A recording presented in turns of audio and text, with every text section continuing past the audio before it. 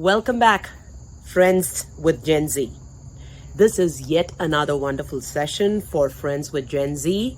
I'm your coach and nutritionist, Lalita Ramamurthy, and I am super excited. This being my second session, I have got some overwhelming responses from my Gen Zers, and I am super excited to answer you, to interact with you. And for those of you who are listening to this session for the first time, Friends with Gen Z is an exclusive platform meant for Gen Zers to talk about their health, talk about their wellness, to stay proactive, to stay ahead of the curve in terms of how they can, deal with physical, mental, emotional, social, and spiritual well-being. Hi, my name is Aditya. I'm a recent new grad who just moved out to New York to start a new job. I have a couple questions for you, kind of just how to deal with the stresses of a busy life and starting a new job. The first one is I'm often too busy to eat a comprehensive breakfast or kind of get something together when I'm on the run to my job in the morning, but I still want to get all the nutrition I can in the morning. So do you have any recommendations on some quick eats or things I can do to make sure that I get my nutrition in the morning without having to spend too much time making it? So the first query was, how can I get something which is nutritionally packed, dense, and that is quick and easy to go grab and go kind of breakfast meals? And what are some of your ideas about that? So Gen Zers, first of all, just remember that even though your brain is only a small part, only about 2% of your entire body weight, it utilizes a majority of the glucose requirements that your body takes in. You want to start your meal with something that feeds your brain, because after about 7 to 8 hours of sleep time, and when you are in the REM stage or when you are in deep sleep, after which when your brain is starting to function, the first thing your brain needs is glucose. Even though our brain has got a smaller portion of the entire body weight, the brain utilizes a major portion of the glucose requirement. So something that you would like to eat in breakfast, choices are something which is very nutritionally dense. Good, reach out for your fruits. You could probably do something which is like the berries or an apple or a banana. Reach out for something which is more nutritionally dense and more natural. Yes, we do need the sugars for the first meal, because that's what's going to feed our brain and get rid of that brain fog and help us focus better, whatever activity you're doing. And that's your first start of the day. So include a lot of, complex carbohydrates in your meals. This can be a whole wheat toast with some avocado in it, or it can be oatmeal with some blueberries in it. Or the other things that I did want to share was these particular spices that I love to keep in my kitchen. Turmeric, which is a fantastic antioxidant that can be great for the first thing in the morning to keep your alertness, and also be an excellent antioxidant to help you, delay aging of your body and your brain.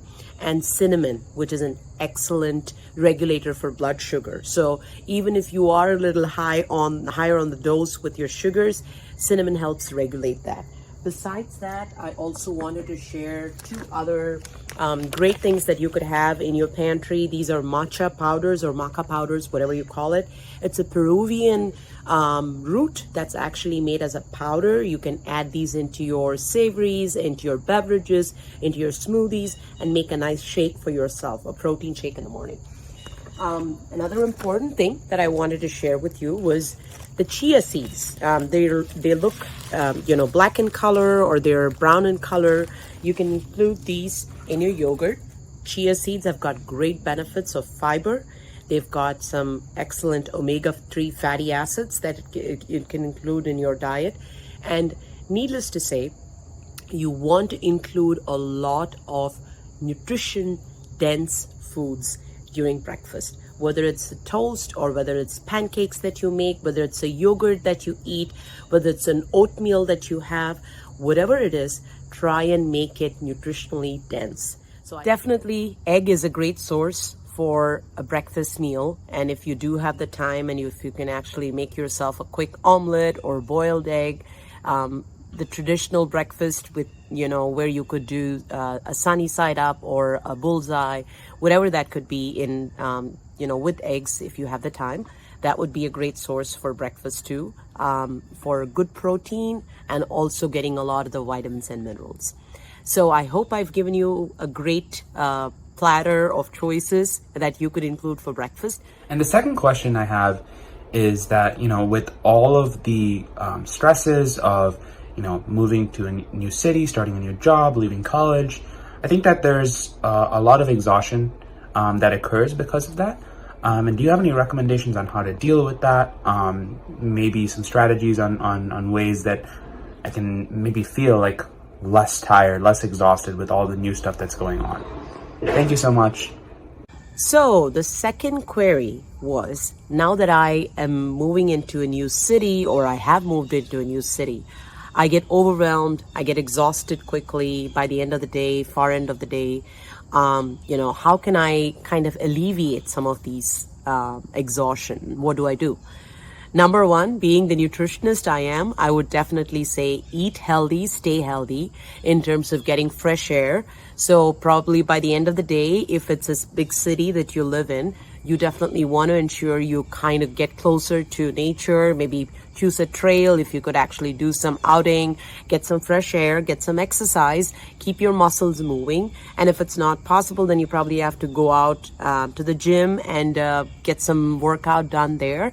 But always end your day with where you're able to sweat it out a little bit, because that's what takes out all the toxins out of your body too. When your skin sweats it out, it actually removes it cleanses a lot of the toxins from your body, and it makes you breathe in more oxygen and take in more oxygen. So physical activity is very important.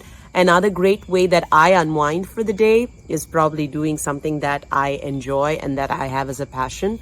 Music is my passion, so I'd listen to some music. Or if you'd love to cook a meal for dinner, maybe put some music on, and you could probably do some cooking. Maybe unwinding is also the way that you could do, is especially if you want to get rid of exhaustion, because a lot of the exhaustion happens not so much from physical exhaustion, but also from mental exhaustion. So during that time, if you want to just sit down for a few minutes and deep breathe in and out, where you breathe in from the left nostril and then breathe out from the right, and again breathe in from the right and breathe out from the left.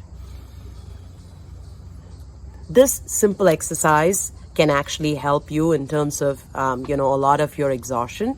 And the third thing I would say, if you are, good at writing a journal or keeping notes for yourself, it really helps to put things in perspective. So at the end of the day, just write down all of the wonderful things that you've achieved. Be more positive in terms of what you've achieved, even though they may not have an end result to it. At least write down what you've actually achieved for the day. And that gives you a better perspective of your whole day and reduces that or alleviates that stress and that anxiety or that exhaustion that you may go through. Stay tuned for more with Friends with Gen Z. This is a super exciting journey for me, and I hope you are all enjoying it, and I look forward to spending more time with you. Looking forward to Friends with Gen Z every Friday, 3 p.m. Eastern Standard Time, but I'm available anytime, off board too, so please reach out to me and visit my website, Nurture the Artist, or you can also visit my Facebook page, Hep Lalita, and looking forward to more. Thank you.